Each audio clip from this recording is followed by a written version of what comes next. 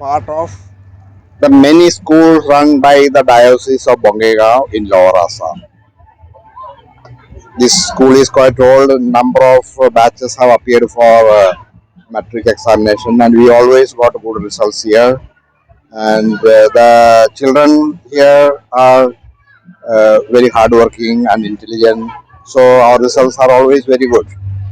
And we thank the guardians, parents, and others for collaborating with the school in building up a good image for the school and bringing out good results from the school.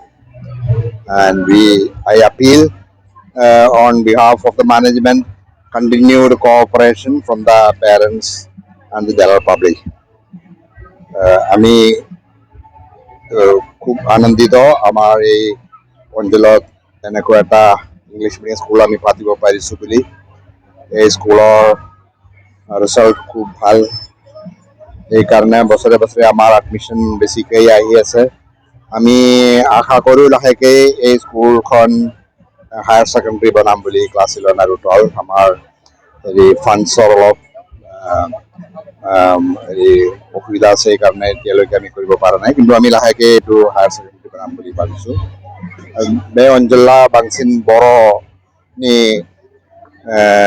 गथ'फोर जों स्कुलनि बांसिन गथ'फ्राबो बर' गथ'फोर, बेनिखायनो जों बर'नि culture आरो कृष्टिफोरखौहाय लाखिनो थाखाय आसायो। आरो बर'नि बुरन्जि आरो बर'नि बे ओनसोलनि बर' लैंडनि बिखय आं फोरोंनो हास्थायो। आरो बे खेत्रआवहाय जोंनि बर' साहित्य आरो बर'नि गासै अनुष्ठानफ्रा हेफाजाब होगासिनो दं। बे हेफाजाबफ्रा जों मोनबाय थाथोंसै होननानै आसा खालामबाय। गोजोन्थों। Today is a landmark in the history of St. Claret School. For the first time, we are organizing exhibition for the students of St. Claret School. At the same time, we are also inaugurating like computer lab, science lab, and a library for the students, where these are very essential for the children to grow. And this school is one of the schools of the diocese, which is situated in Kochuga, to cater education to the people of this area. So we try our best providing English medium education, not only just educated, make them to get literated as well as look for a better future, prepare them for the future job, a better job for them than just merely a teaching job here. Maybe looking for a professional courses, etc. And the exhibition definitely make the children to think critically. They work together, they contribute together, along with the student and the staff. So they learn to utilize their talents, exhibit their talents for the well-being of themselves as well as for the rest of the people. So I believe it must have great impact on the parents and the rest of the people of Kochigaon.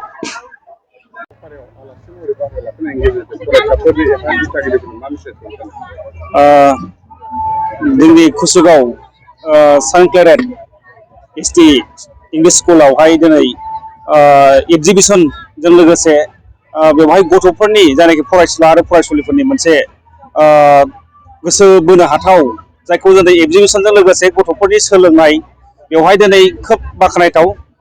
जोंखौहाय बेवहाय मोनसे आलासि हिसाबै लेंहरनानै जों बेखौनो गोजोननाय मोनदों। मानो होनना बुङोबा जोंनि कुसुगाव ओनसोलाव दिनै बेफोरबायदि फरायसालियाव दिनै एग्जिबिशन लानानै गथ'फोरनि माखासे दिन्थिफुंनाय बेयो मालाबाबो जाफेराखैमोन। आङो बेखौनो कुसुगाव दख'रा दुलाराय बर' फरायसा आफादनिफ्राय जानानै खोब बाख्नायनाय जासिहरदों। मानो होनना बुङोबा बे फरायसालिनि जानाखि फादार आरो बिनिनो फोरोंगिरि जायफ्रा बिथांमोना दिनै गोब्राब नाजानायनि गेजेरजों गथ'फोरखौ दानि AI जुग आरो नैबे जानि कम्पिटिटिभ जुगाव दिनै गथ'फोरखौ बबे लामाजों लांनांगौनि खाथिराव दिनै बिथांमोना बे हाबाफारिखौ लादों। खोब गोजोननाय मोनदों। आङो बेवहाय जायनाखि बेखौ मावफुंनाय सारमोननिसिम कंग्रेचुलेसन जासिदों बेनो।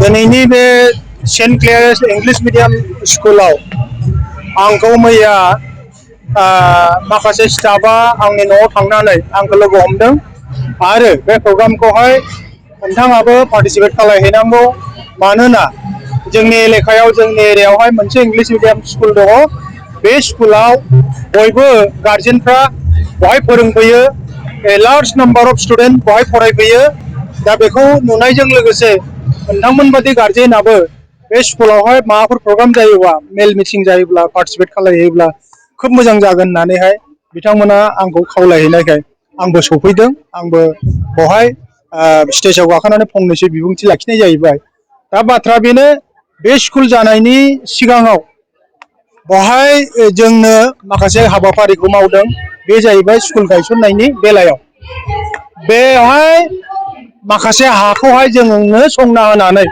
सेन्ट क्लेयार इंलिश मिडियामावहाय जाथों होननानै जोङो हाखौ नागिरनानै होदों दा बे बेलायावहाय मोनसे गसाइगाव फरेस्ट डिभिजननि आन्दारावहाय माखासे गावसोरनि फरेस्ट रिजार्भनि गाइडलाइन मथे 3 बिगानि बारा एट ए टाइम बे हाया नामजारि जाया दा जों सिन्था खालामबाय हाब मोनसे स्कुल जानांगौब्ला माने बहायथ' कम्पाउन्ड नांगौ गेलेग्रा फिल्ड नांगौ आरो बिनि माने कमप्लेक्सआ गुवार जानांगौ 3 बिगाल' जों बोरै जालायखो सार जों रायलायबाय आरोखि अब्ला होनबाय मा ठीक আছে माने जिनिसखौ माने एक्सटेनसन खालामनायनि बेब'स्थाखौ लागोन खिन्थु फार्स्ट अफ अल जोङो 3 बिगानिखौनो बारा होनो हाया नोंथांमोना बे जिनिसखौ खालामनानै राजि जानांगोन आरोखि तखन जोंबाय सार दे थिग আছে नोंथांनि खोथाखौ जों बुजिबाय दा बुजिनायजों लोगोसे 3 बिगाल' बेवहाय जुदि जायोब्ला बेथ' जाखाथारा नोंथाङा मोनसे जोंनो खोथा हो जे परबर्ती पर्यायावहाय माने 6 मासनि उनाव बा 1 बोसोरनि उनाव नोंथांमोना 3 बिगा बिदिनो 9-10 बिगासो हाखौहाय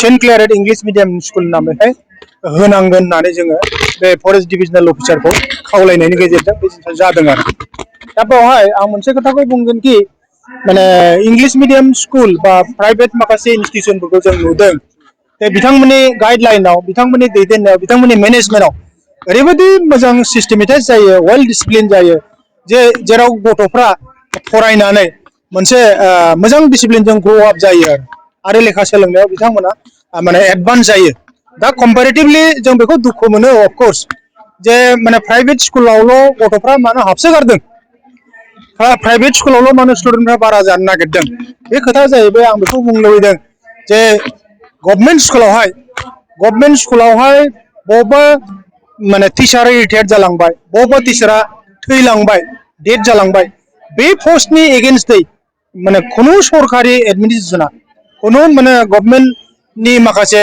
कनसार्न अफिसारफ्रा बे पस्टआवहाय गोदानै माने टिचार थिसननायनि बेब'स्थाखौ खालामा जार फले टिचारनि अभाब माने ओमफ्राय स्कुलनि बे माखासे इनफ्रास्ट्राक्चारनि अभाब बेफोरनि अभाबाव जोंनि सरकारि स्कुलफ्रा बायहं जिहं गथ' खम जानाय टिचार खम जानाय फोरोंनाय थिग गैयै बिगि जानायफोरखौ नुनो मोनदों आरो दा दिनैहाय नायदो आं बे प्रग्रामाव फैनानै ओरैबायदि मोजां मोनदों बिसिना गासैनिबो माने जिनिसफ्रा अभाब नुवा नुजोबो आरो डिसिप्लिननि खेथ्रआवहाय गाइडलाइननि खेथ्रआव मेनेजमेन्टनि खेथ्रआवहाय बिथांमोना थिग माने डिसिप्लिन भाबे सिस्टेमेटाइज भाबे बे जिनिसखौ माने खालामलांगासिनो दं बे आरोखि माबा सोंबावनो